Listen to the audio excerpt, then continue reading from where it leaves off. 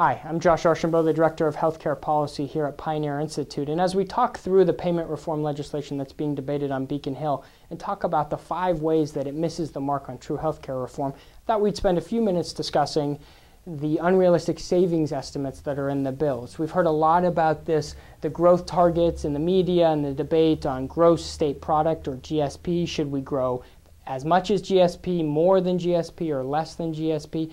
In many ways, this discussion is meaningless, and I'll explain why. We looked at the total population in Massachusetts, which is about 6.5 million residents in the last census, and we put into 2 buckets the portion of the population the state can directly regulate and those that are out of their control. And what we found out is that 60% of those fall into the bucket that aren't directly controlled by the state. This is those that work at self-insured company, the Gillettes, the Fidelities, or larger companies that hold the risk for their employees' healthcare costs. It includes those on Medicare.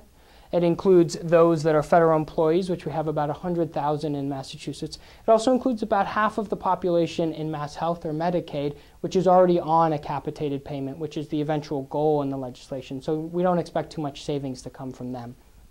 That leaves you with 40% of the population. That includes those that are on GIC, the Group Insurance Commission for state employees and some municipal employees. It includes the other half of the Mass Health or Medicaid population. It includes individuals purchasing on their own or those that work at small businesses. And finally, it also includes those that are on subsidized coverage in the connector here in Massachusetts. So of that 40%, how much do they spend annually? And what we estimate is they spend roughly $13 billion a year. That this 40% accounts for $13 billion annually of healthcare spending.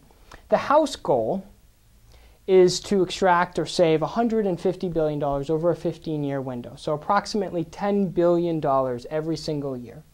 So what we're left to ask is it realistic to set a cost goal in which we are asking this 40% of the population to almost zero out their annual spending for 15 straight years?